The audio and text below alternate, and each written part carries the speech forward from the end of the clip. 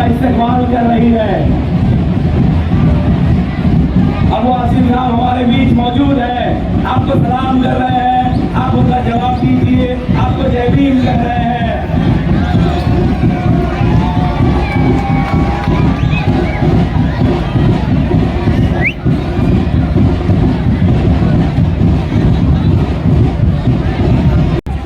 एक शख्स जिसको आप लोगों ने जिताकर खासदार बनाया, असेंबली में भेजा, आज उनके पास काम के नाम पर वो वोट नहीं मांग रहे। वो आज असद साहब और अकबर साहब क्या कहा, वो कह रहे थे कि मैं आप लोगों से गलती मान रहा हूं। तो जरा सोचिए, उनसे सवाल करिए, क्या गलती मानने से हमारा आने वाला 5 साल का मुस्तकबिल संवर जाएगा? उनका बेटा इम्तियाज जलील एमएलए रह चुका है, 5 साल ये खासदार रह चुका है। उन्होंने मराठवाड़ा की तो बात करी, उन्होंने सीमांचल की बात करी, मुंबई की बात करी, तमाम तरीके की बात करी, लेकिन एक बार भी अपनी जुबान से ये नहीं कहा कि ये इम्तियाज जलील मेरे बगल में भेजेंगे ताकि वो ऐवान में आपकी बात कर सकेंगे। और हुआ भी यही, दलित और मुसलमानों ने, पिछड़ों ने मुत्तहिद होकर अपने वोटों से उनके अंदर गैरत जिंदा होती तो आने वाले 5 साल में जो वो आपके लिए कर सकते थे वो औरंगाबाद का रहनुमाई करें। हमारे बीच मेरे बड़े भाई नासिर नादी साहब आ चुके हैं, एक बार जोरदार उनसे तालियों को उनका स्वागत कीजिए, जोरदार तालियां।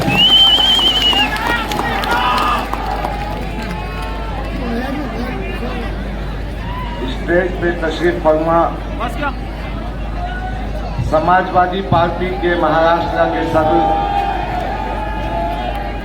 अबू आसिम आजमी साहब,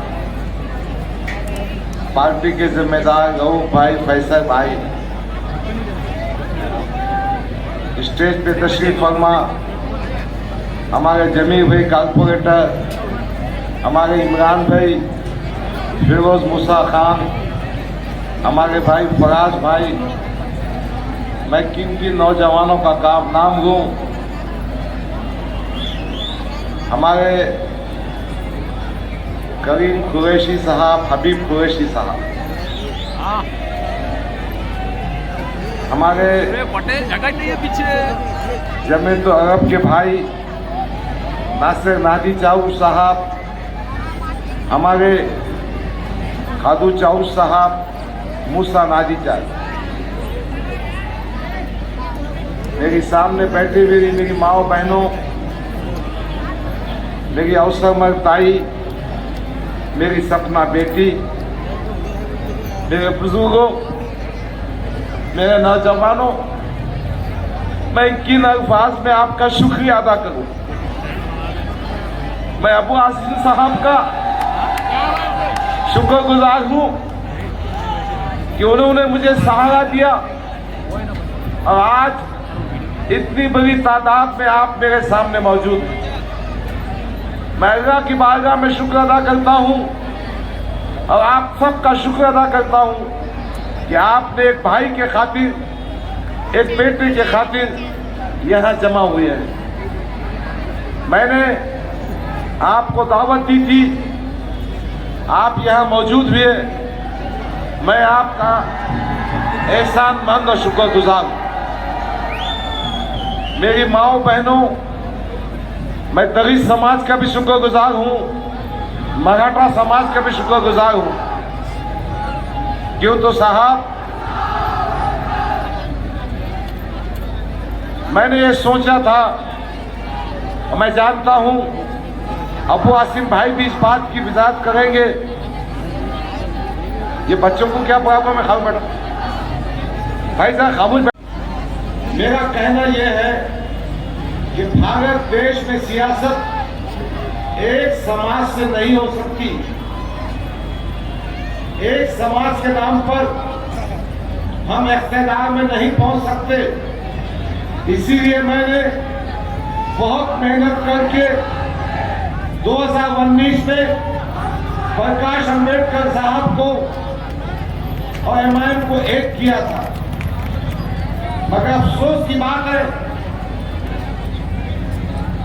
कि ये युद्धि टिकी नहीं। आज समाजवादी पार्टी उसी मकसद पे चल रही है कि समाज के तमाम तबकात को साथ में लेकर हम चल सकेंगे।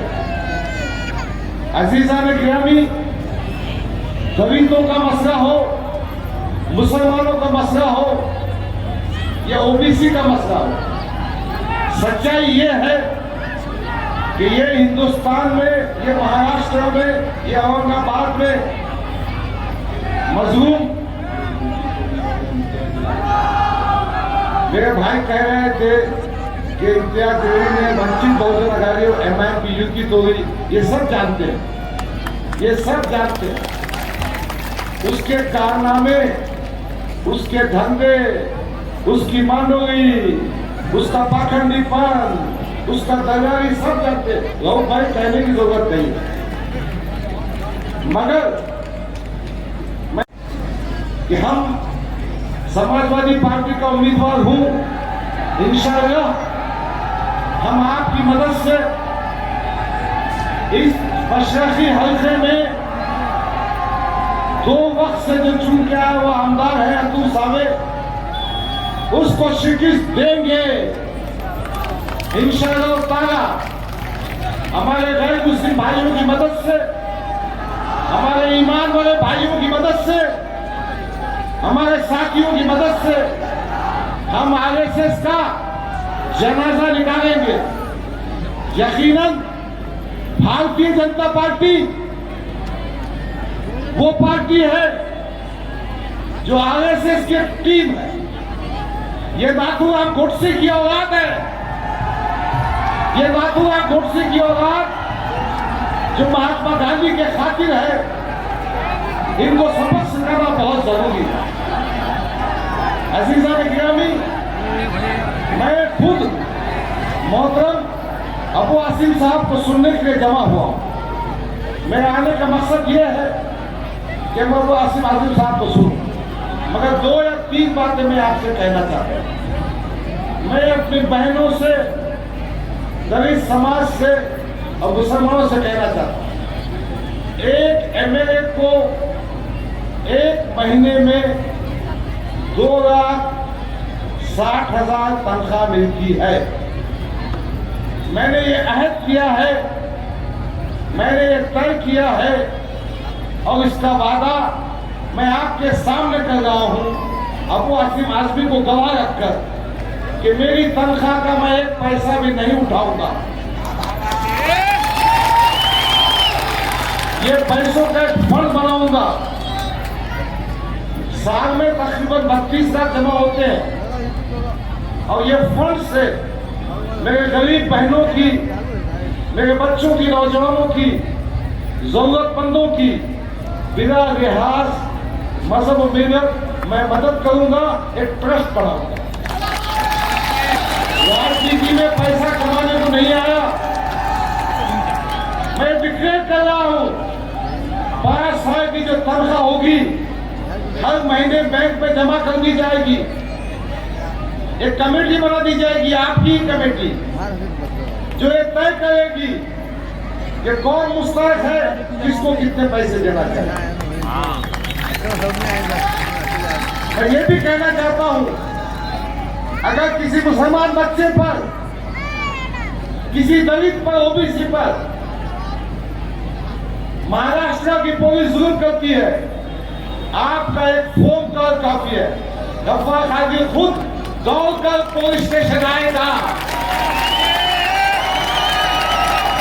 खाकी वर्दी में।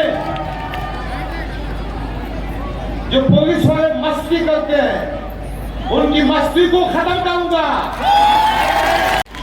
पुलिस का नाइंसाफी और जुल्म के खिलाफ एक चट्टान बनकर खड़े होगा। अजीजा गिरामी, मैं एक बात और कहना चाहता हूं कि हमारे इलाके में मशरकी हल्के असेंबली में जो स्कूल है, वो जिला परिषद के हो या म्युनिसिपैलिटी के हो या प्राइवेट के स्कूल हो, इनका मियार ऊंचा करने का काम करूंगा। किसी बच्चे को प्राइवेट स्कूल में जाकर मोटी फीस देने की जरूरत नहीं होगी। मैं वादा कर रहा हूं और मैं वादे में भी पक्का हूं, निपट में भी पक्का हूं। अल्लाह ने की ताकत दी है, अल्लाह रब्बुल इज्जत का एहसान है कि जो बात मैं ठान लेता हूं ना उस पर अमल भी करता हूं। आज अस्पतालों का मसला है, इंशाअल्लाह ताला हम अपने फंड से, हुकूमत की मदद से हर महीने में अस्पताल बनाएंगे, मोहल्ला क्लिनिक बनाएंगे। आप परेशान मत होइए। मेरा भाई अबू आसिम महाराष्ट्र के कैबिनेट का मिनिस्टर बनेगा। अबू आसिम वो बहादुर इंसान है जिसने औरंगाबाद में हमेशा मदद की है। डॉक्टर मकीन की रिहाई का मामला हो या मराठवाड़े में ख्वाजा यूनुस को पुलिस कस्टडी में मौत का मामला हो या अल्ताफ की मदद करने का मामला, आसिम साहब मैं नहीं पूरा महाराष्ट्र आपका एहसानमंद है। तो मैं कह रहा था कि अबू आसिम जब महाविकास अघाड़ी की हुकूमत बनेगी, कैबिनेट मिनिस्टर बोल के हल्फ देगा और आपकी ताकत बंद करेगा। अबू आसिम मुसलमानों की तो मदद करेगा ही, मेरे दलित बहनों को, मेरे दलित भाइयों को, मेरे ओबीसी भाइयों को बताना चाहता हूं, इंसाफ की जंग में अबू आसिम आपके साथ खड़े होगा। मेरे माओ बहनों, मेरी अम्बेडकरी जनता, मेरे ईमान को मानने वाले भाई, मैं ये कहना चाहता हूं कि लोगों के बहकावे मत आओ। देखिए 2019 से 2024 तक मैंने पूरे हल्के में 200 वोटर्स रजिस्ट्रेशन के कैंप मुनाकिब किए और आज ये ताकत पर मुझे अपनी कामयाबी का यकीन था, मगर मुझे बहुत दुख के साथ कहना पड़ता, जिस सियासी पार्टी को मैंने जिंदगी के 10 साल दिए, उसके कौमी सदर को मुझसे बात करने के लिए 2 मिनट का टाइम नहीं था। आसिम भाई, ये तमाम वाकयात होने के बाद मैंने ऐसी ही मीटिंग की थी अपने कंपाउंड पर, 2 कुंटल का खाना भी बस नहीं हुआ। ये सब साथियों ने कहा डॉक्टर साहब चुनाव लड़ रहा है, ये सब साथियों ने कहा हम तुम्हारा साथ देंगे, ये सब साथियों ने कहा आप कोई भी पार्टी का टिकट लाओ। मगर क्या हुआ, हमारी पार्टी जो पुरानी थी उन्होंने कांग्रेस के दरवाजे बंद कर दिए। मैंने आसिम भाई को फोन किया, आसिम भाई ने कहा डॉक्टर साहब आप आ जाइए, और आसिम भाई ने जो मुझ पर एहसान किया उसके लिए मैं भी शुक्रगुजार हूं, ये पूरी जनता भी आपके शुक्रगुजार। मैं एक बात और कहना चाहता हूं, वो सुनील गोगाडे हो या औसंगताई हो, ये भारत गायकवाड़ हो या बखरे हो, ये मेरे गैर मुस्लिम दोस्त है, वो सुगंध डोंगरे हो या घाटे हो, ये सब भाग का मेरे पास आए, इन्होंने मेरी मदद करने का वादा किया। मैं शुक्रगुजार हूं करीम कुरैशी, हबीब कुरैशी, उनके तमाम साथियों का जिन्होंने बहुत ताकत के साथ मेरा साथ देने का वादा किया और साथ दे रहे हैं। मैं जमी दौलत के उन नौजवानों का खास तौर पर नासिर नादी जाऊश, मूसा जाऊश, इनका शुक्रगुजार हूं। मैं जमीर खान, मैं हमारे दोस्त फराज खान, हमारे भाईपुर के इमरान भाई, मैं एमके मुस्तफा खान, मेरे साथी सोहेल गरीब, मेरे तमाम जो साथी है, हमारे समीर जाऊश, गुड्डू भाई, आशिम भाई, और सबसे वादा करता हूं कि गफ्फार आदमी वो आदमी नहीं जो फोन का रिसीव नहीं करता। गफ्फार कादरी आपका फोन का रिसीव करेगा। गफ्फार कादरी वो आदमी है जिसके दरवाजे खुले हैं। मैंने बात चुन किया और एमएलए एमपी को देखा कि वो दरवाजा भी खुला नहीं रखते।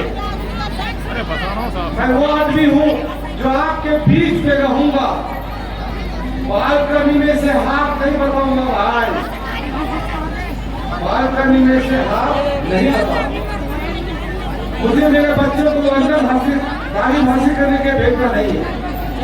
बस एक बार ताकत से आप साथ दीजिए।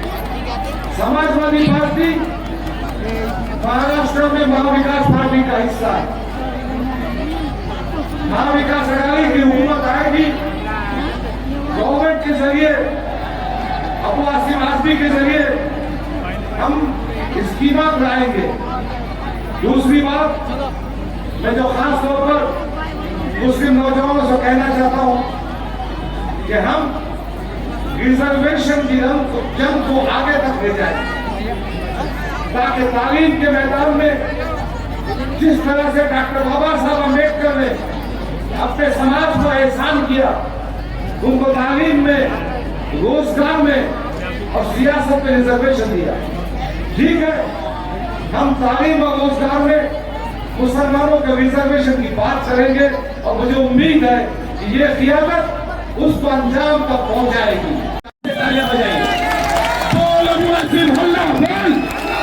समाजवादी पार्टी, समाजवादी पार्टी, अबू आसिम आजमी, अबू आसिम आजमी, बोल अबू आसिम अल्लाह बोल।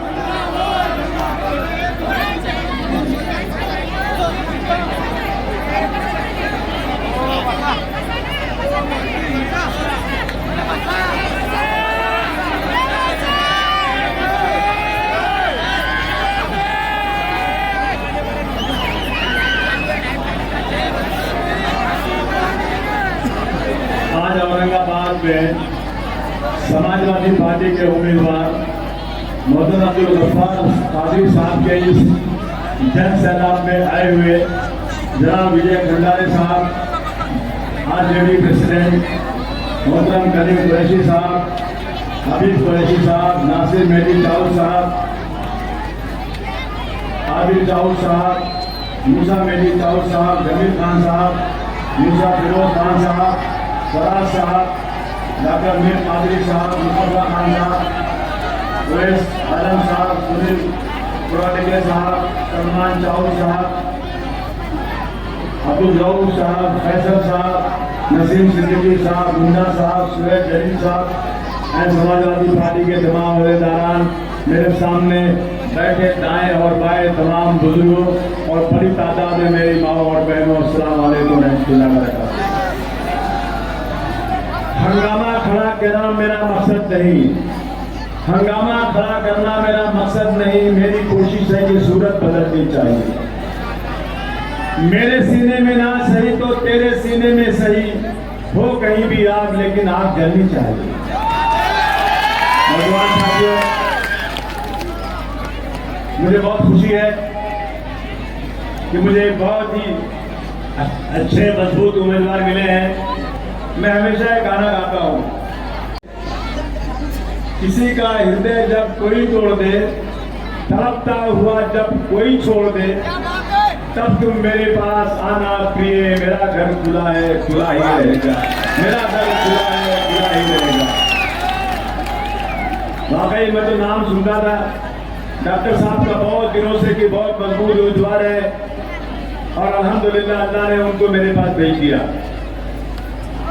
डॉक्टर साहब, ये जन सैलाब, ये लोगों की मोहब्बत, भीड़ तो बहुत आती है, लेकिन भीड़ के अंदर जोश भी जब होता है ना, तो वो जन सैलाब ये कहता है कि आप पक्का इंशाअल्लाह चुनकर रखी बार आने वाले हो।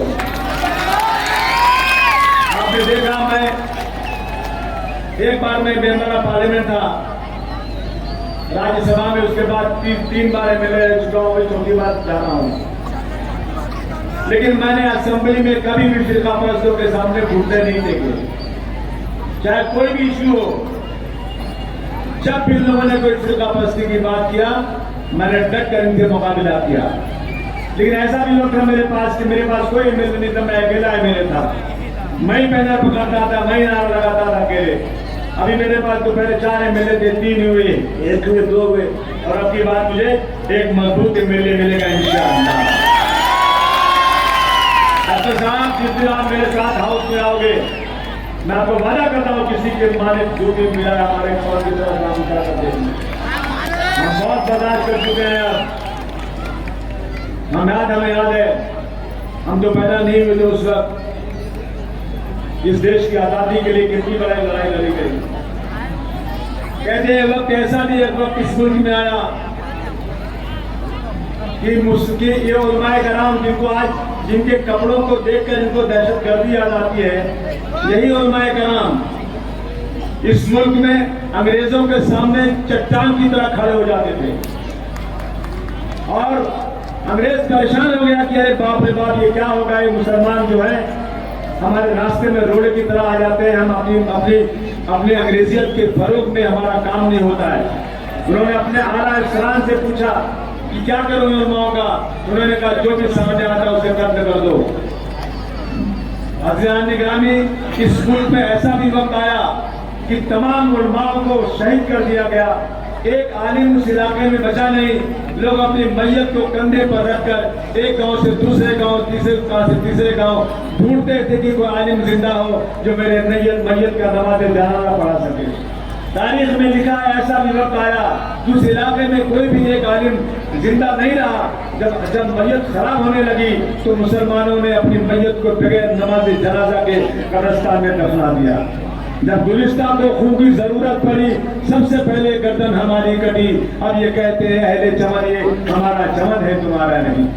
दोस्तों, जब इस मुल्क की आजादी हुई 1947 में, मोहम्मद अली आ जाओ तुम, यहाँ का मुसलमान अपने सरो सामान की गठरियां बनाकर अपने सरों पर वजन रखकर पाकिस्तान की तरफ रवा दवा था।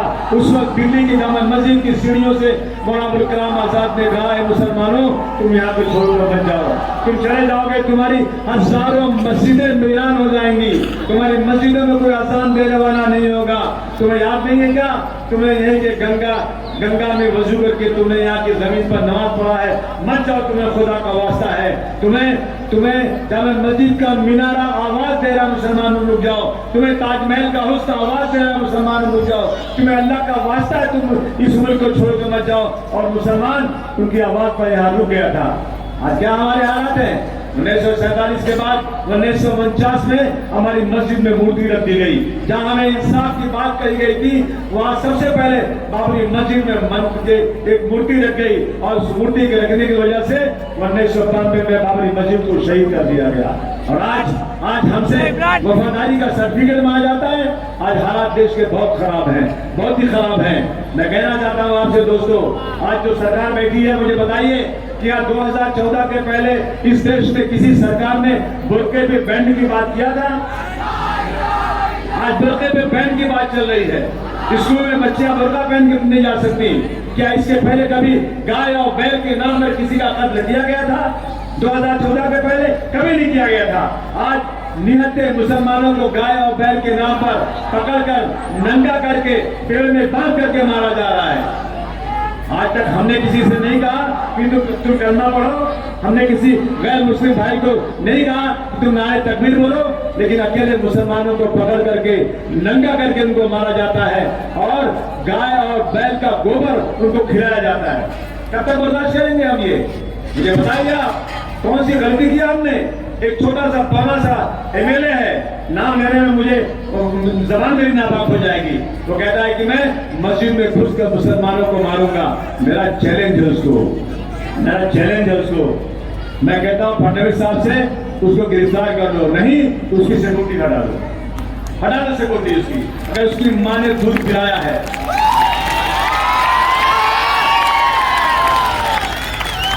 मेरी मस्जिद में घुस के मारोगे और सिक्योरिटी में चलोगे? मैंने जाकर फडणवीस साहब से बात किया, कहते हैं मैं उसको समझाऊंगा। आप उसको समझाएंगे? एक लड़के ने सिर्फ और सिर्फ औरंगजेब रहमतुल्लाह अलैह का स्टेटस रख दिया। सिर्फ और मोबाइल पे स्टेटस रख लिया, उसे गिरफ्तार कर लिया गया। और एक शख्स कहता है कि मैं मस्जिद से मीनारे से लाउड स्पीकर उतार दूंगा, कहता मैं मस्जिद में घुस के मारूंगा। मेरा चैलेंज है, तेरी माँ ने दूध पिलाया है तो मस्जिद में आकर लाउड स्पीकर उतार के दिखाया। बहुत हो गया, बहुत हो गया, बर्दाश्त की हद होती है। एक बार सुना, दो बार सुना, तीन बार सुना, क्या हिजरा समझते हो उनको? अबे बड़े बड़े अंग्रेजों के छक्के छुड़ा दिए, तेरी कौन सी है? किस खेत की मूली है तू? तुमने औरंगाबाद का नाम बदल दिया। वो औरंगजेब रहमतुल्लाह अलैह 52 साल तक में घोड़े पर चढ़ते रहे, कभी बिस्तर पर नहीं सोए, जमीन पर सोए, एक पैसा सरकार का नहीं लिया, टोपी सिलकर अपना खर्च किए। कहा राजा भोज, कहा गंगू तेरी।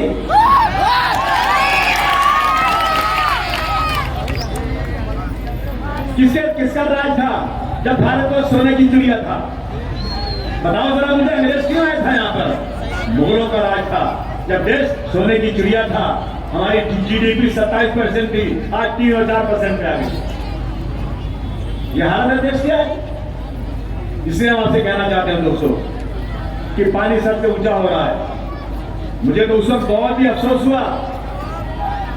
आज माँ बाप के बाद अगर सबसे बड़ा दर्जा किसी का है तो टीचर का, उस्ताद का है। लोग टीचर की कितनी अहमियत रखते हैं। हम लोग जब छोटे थे, अगर बाजार में कहीं घूमते तो हमारे टीचर ने देख लिया तो दूसरे दिन हमारी खैर नहीं, स्कूल में खड़े करके मार खाते थे, बाजार में क्यों जा रहे। बाप से ज्यादा करते थे टीचर से। एक स्कूल में एक टीचर ने एक छोटे से बच्चे को बुलाकर खड़ा किया और कहा दूसरे बच्चों से इसको आगे मारो। अच्छा, दूसरे बच्चे जो गैर मुस्लिम है उससे मरवा रहे हैं, वो रो रहा है, और जोर से मारो, और जोर से मारो। क्यों? ये मुसलमान है। यही देश में होगा।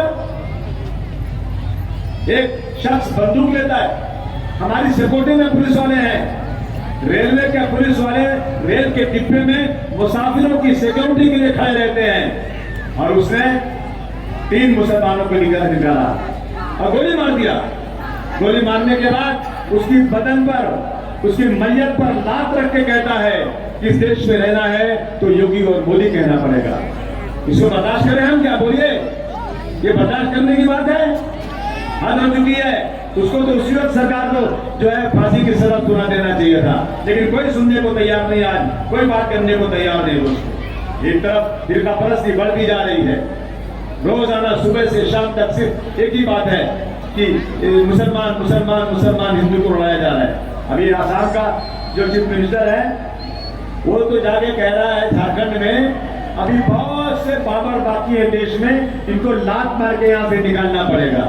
ये हालात देश के आज हैं और हम लोग अलग अलग खानों में बैठे हुए हैं। हम लोग इसका ख्याल नहीं कर रहे हैं। मेरे पे इल्जाम लगा रहे हैं कि आपने यहाँ टिकट दिया, ये किसकी सीट थी? किसी के बाप की सीट थी क्या? कौन चुन कराया था यहाँ पर? यहाँ कौन चुन कराया था? यहाँ सीटिंग कौन है? यहाँ बीजेपी सीटिंग है, बीजेपी चुन के आई थी। मैं बीजेपी से मुकाबला करना चाहता हूँ, हर रास्ते से मैं बीजेपी से लड़कर ये सीट लाऊंगा। मेरा नाम लिया तो अच्छी बात नहीं होगी। ये कह रहे कि हमारी सीट पर आकर अबू आसिम ने आदमी खड़ा कर दिया, जिस किसी के बाप की सीट होती है। जब मैं लड़ रहा था मेरे सामने उम्मीदवार खड़ा किया, मेरा बेटा लड़ रहा था वो उम्मीदवार खड़ा किया, हालांकि जीते कहीं नहीं, हर जगह हार गए, लेकिन सामने खड़ा करके वोट काटने की कोशिश हमारा करते हैं और इल्जाम हमारे ऊपर लगाने की बात करते हैं दोस्तों। ये इसलिए मैं आज कहना चाहता हूँ दोस्तों, आज तो वक्त बहुत खराब है। हमने जब ये लोग कह रहे थे ना, अब की बात 400 पार, अब की बात 400 पार, क्या है भाई?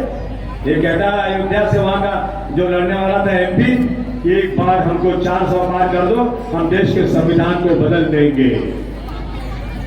सब इकट्ठा हो गए आप लोग। जितने थे मुस्लिम हिंदू, डॉक्टर भीमराव अंबेडकर के अनुयायी, जो डॉक्टर अंबेडकर को मानते हैं, जो मौलाना अब्दुल कलाम को आज मानते हैं, जो लोग इस देश में गांधी जी के मानने वाले हैं, जो लोग इस देश में गांधी जी की खातिर की मूर्ति बनाकर पूजा करना चाहते हैं, उनके खिलाफ जो लोग हैं वो सब इकट्ठा हो गए।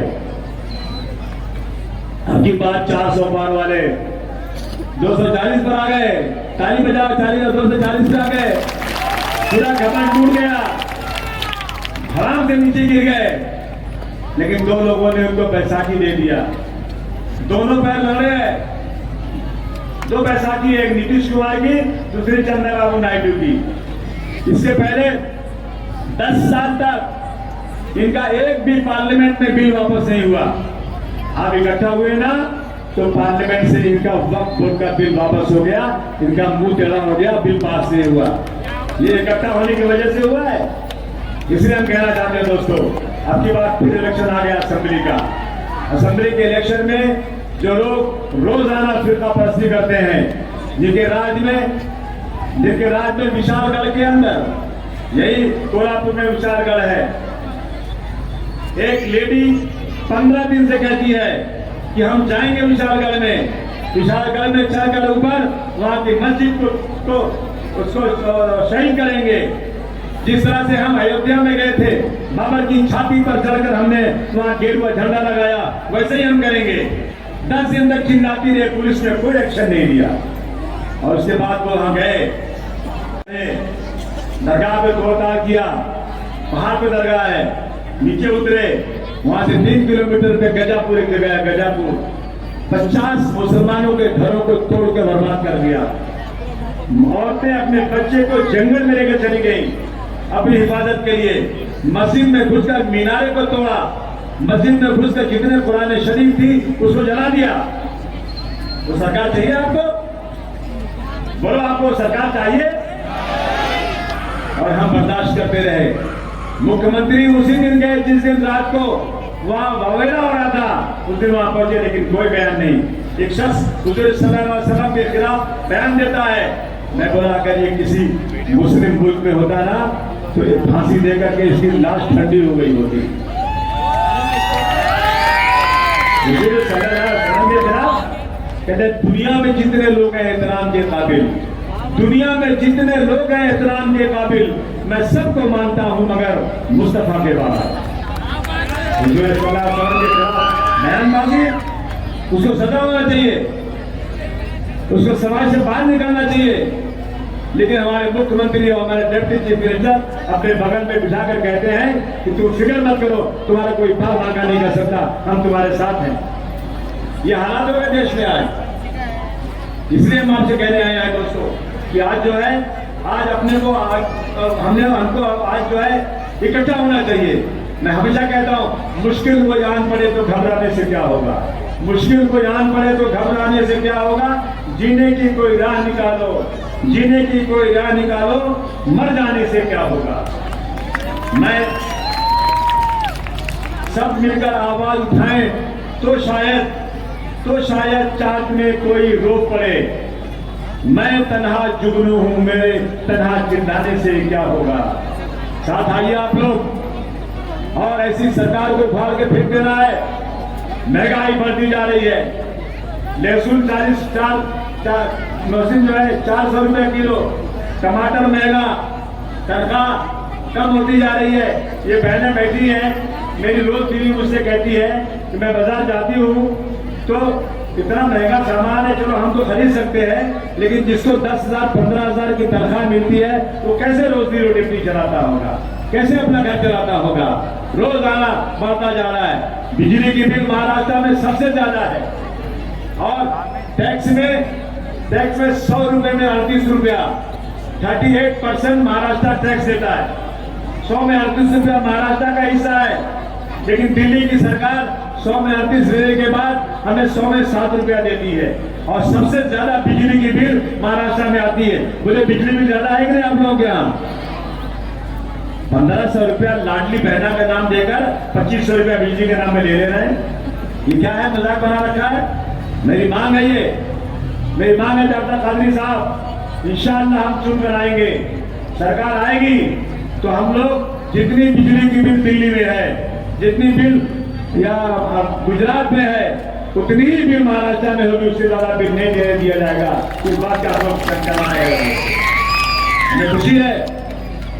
हमें खुशी है कि हमारी मां विकास अघाड़ी ने ऐलान किया है कि बार कि ये सरकार 1500 रुपए दे रही लाडली बहना के नाम पर, इलेक्शन के फौरन वक्त दे रही है। जब इलेक्शन का अनाउंसमेंट हो गया बेवकूफ बनाने के लिए, 2.5 साल से सत्ता में है, आपने नहीं दिया।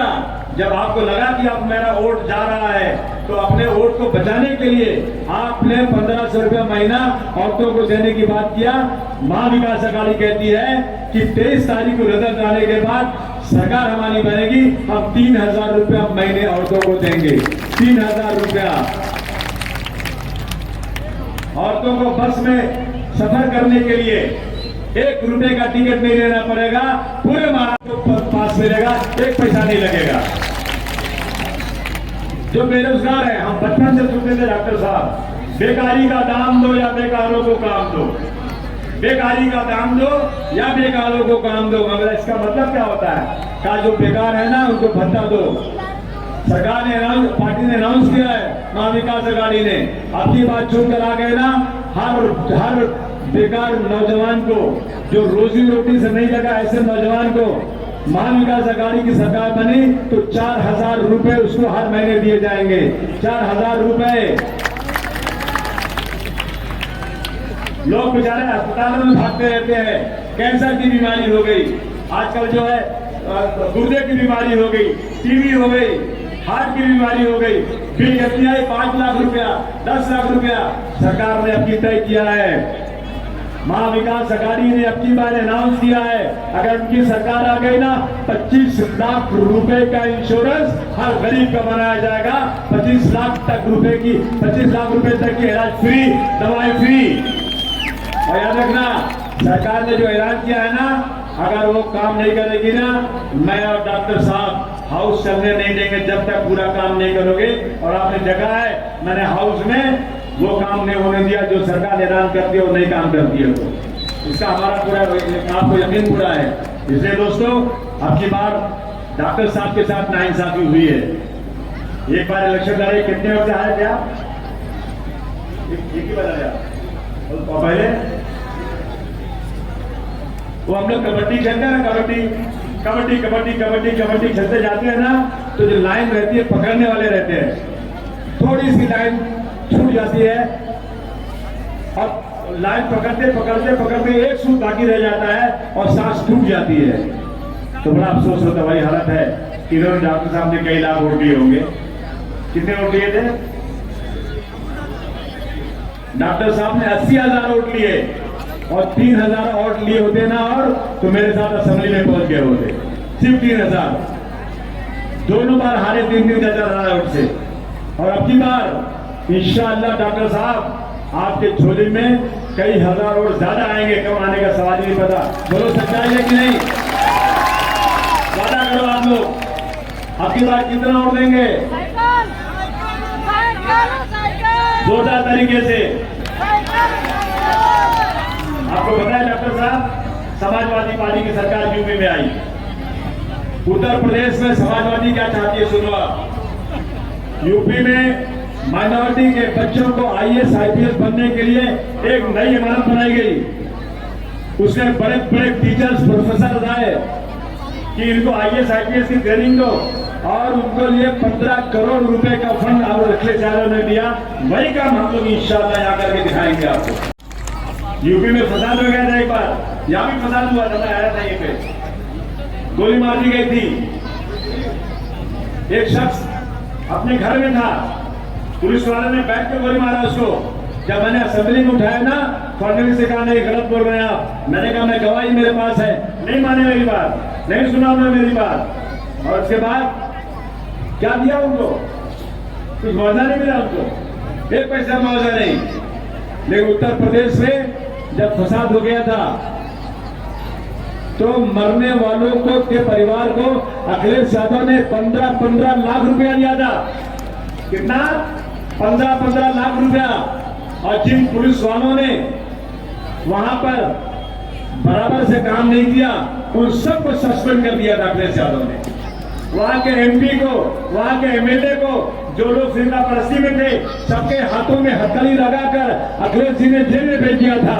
शर्म आना चाहिए इन लोगों को, जब मुसलमानों को मारते हैं तो उनकी और तरक्की कर देते हैं ये लोग। और आप सुनिए, उन लोगों को घर बनाने के लिए झोपड़े थे उनके गरीबों के, अखिलेश यादव ने 1800 करोड़ रुपया अपने खजाने से उन गरीबों को घर बनाने के लिए दिया था, और आज तक आजाद हिंदुस्तान में किसी ने ये काम नहीं किया। ये मेरा चैलेंज है कि वो जाके बता दे काम किया इस तरह से। समाजवादी पार्टी इस देश में हर शख्स के लिए, चाहे हिंदू हो या मुसलमान, सिख हो या ईसाई, सबको एक तरह से देखती है। मुलायम सिंह यादव हिंदू थे, अखिलेश यादव हिंदू है, लेकिन आज अब मुलायम सिंह यादव या अखिलेश यादव कभी भी जिंदगी में कभी भी फिरका परस्ती नहीं करते, इसलिए मैं उनके साथ खड़ा हूं आज। इसलिए मैं आपसे कहना चाहता हूं, एक बात समाजवादी पार्टी को ताकत दे दो, और मुझे उम्मीद है अब की बार जो सर्वे आ रहा है ना, उस सर्वे से जाहिर हो रहा है कि अब की बार महाविकास अघाड़ी और महाअघाड़ी, एक तरफ बीजेपी का जो अलायंस है, दूसरी तरफ कांग्रेस समाजवादी का जो अलायंस है, उसमें सिर्फ 5, 10, 15 सीटों को फर्क रहने वाला है। 5, 10, 15 सीटें, और मैंने 8 सीटें खड़ी की है। आप हाथ मिला के दुआ कर देना, मेरी सीटें चुनकर आ गई और मेरी सीटों के बगैर सरकार नहीं बने ना, तो मैं मामला ऐसा कर दूंगा कि आप सोच नहीं सकते कि क्या हो गया इस देश के अंदर। ये मैं आपसे कहना चाहता हूं दोस्तों, ये कहने आपसे आए थे दोस्तों। हमें उम्मीद ही नहीं, हमें पूरा भरोसा है इंशाअल्लाह ताला अब की बार औरंगाबाद में समाजवादी की साइकिल चलेगी कि नहीं चलेगी? चलना ही चाहिए। जितने सामने आ रहे हैं ना, वो बोगस है, किसी काम के नहीं है, किसी काम के नहीं है। बैठिए, बात सुनिए अभी। इसे मेरा कहना है दोस्तों कि अब सिर्फ फोटो को हिलाने से कुछ नहीं होगा, सिर्फ फोटो को हिलाने से कुछ नहीं होगा।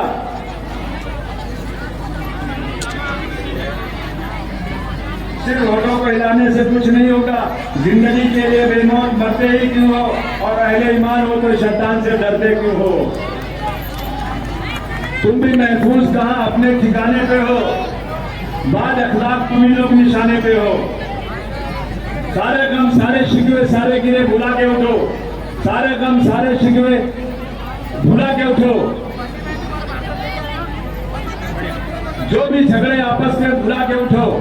अब अगर एक ना हो पाए तो मिट जाओगे, तुम भी खुश पत्तों की तरह बिखर जाओगे।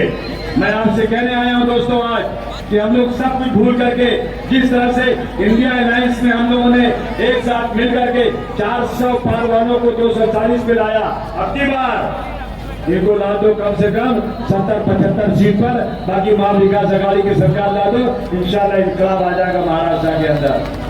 सबसे बड़ी बात यह, एक ही बात कहता हूं कि जो सरकार हुजूर सल्लल्लाहु अलैहि वसल्लम के खिलाफ गुस्ताखी करने वाली हो, हुजूर सलाम उठना चाहिए, एक लोगों का हाथ उठना चाहिए। लड़ाई हमारी उनकी है,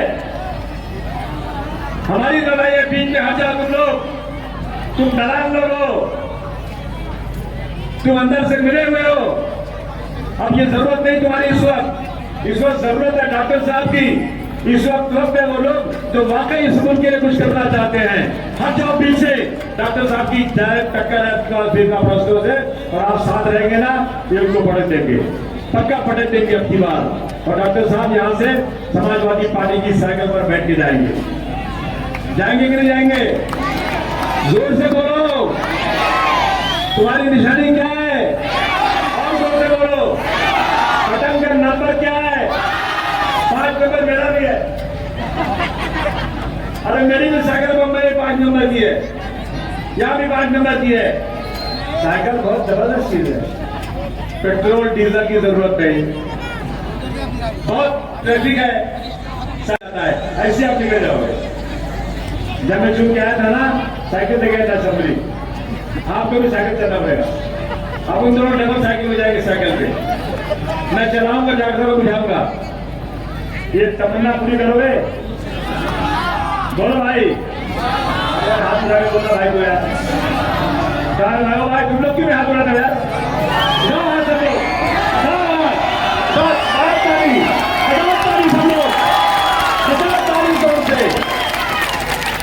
अखिलेश यादव जिंदाबाद, अखिलेश यादव जिंदाबाद, और जोर से बोलो, अखिलेश यादव जिंदाबाद, समाजवादी पार्टी जिंदाबाद। पहले लड़े थे गोरों से, अब लड़ेंगे चोरों से। पहले लड़े थे गोरों से, जोर से बोलो, पहले लड़े थे गोरों से, पहले लड़े थे